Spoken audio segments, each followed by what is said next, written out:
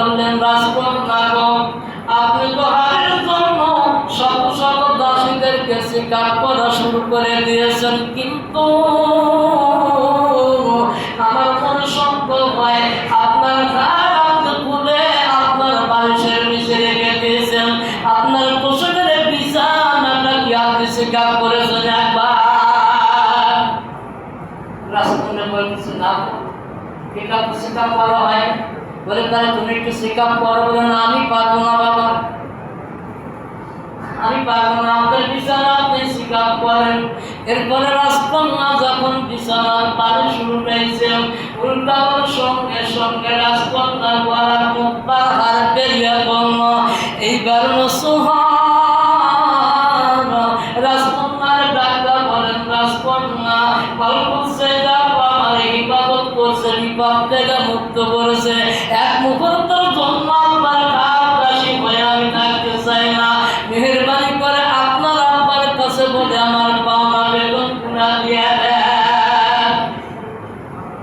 চিন্তা করলে বিপদ থেকে বাঁচলাম, এখন যদি আমার বেতন গুলো আমি দিতে পারি তাহলে দোকানদারের পাওনাটা পাওনাদারের পাওনা শোধ করে দিতে পারবে।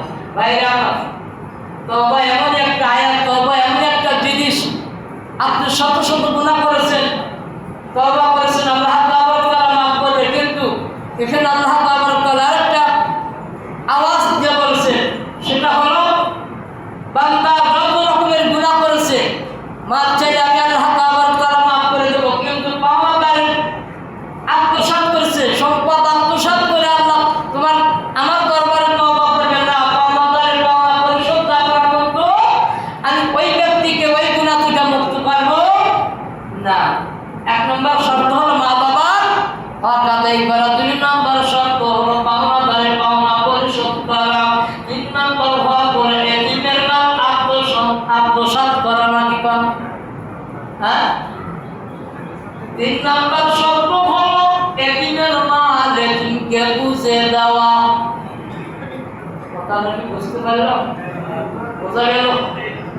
তাহলে আমলগুলো আমরা করবো তো ইনশাআল্লাহ। আমি তিনটা আমলের কথা বললাম, তিনটা শর্ত বললাম।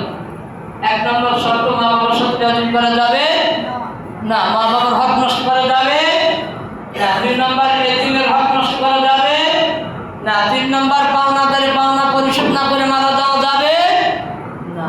আপনি আল্লাহর ঘরেও যদি ঋণ থাকে, তারপরেও এই ঘরের একজন কমিটি গঠন আছে নাকি ঘর, এই ঘরকে পরিচালনা করার জন্য যারা দায়িত্বে আছে তারা কিন্তু তাদের কিন্তু একটা কর্তব্য আছে, কি করে নাই? আমি যদি এই ঘরের কাছেও ঋণ থাকি, আবার যখন না যদি দিবার মানে সমর্থ আমার না জোটে, তাহলে আমার কি করতে হবে? এই মসজিদের সেক্রেটারি, সভাপতি, কমিটি বাবু যারা আছে তাদেরকে ডেকে একত্রিত করে, বাবা আমি তোমাদের কাছে মাপ চাই, তোমাদের মসজিদ বান আমি 10 টাকা করে চাচ্ছিলাম, আমার সমর্থ জোটে নাই, আমি দিবার পারতেছি না, এই জন্য আমি তোমাদের কাছে মাপ চাইতেছি, বাবা তোমরা আমাকে মেহেরবানি করে মাফ করে দাও। এই কমিটি বাবু যদি আল্লাহর ঘরের পক্ষ থেকে যদি আপনাকে মাফ করে দেয়, তাহলে আপনি খাস মানটা যত তওবা করবে আল্লাহ কবুল করবে। তারা যদি আপনাকে সাথ না দেয়, তাহলে আপনি যতই তওবা করেন এই দিক থেকে আপনি মাফ পাবেন না। ওমা তাওফিক ইল্লা বিল্লাহ। আলহামদুলিল্লাহ, সর্বশেষে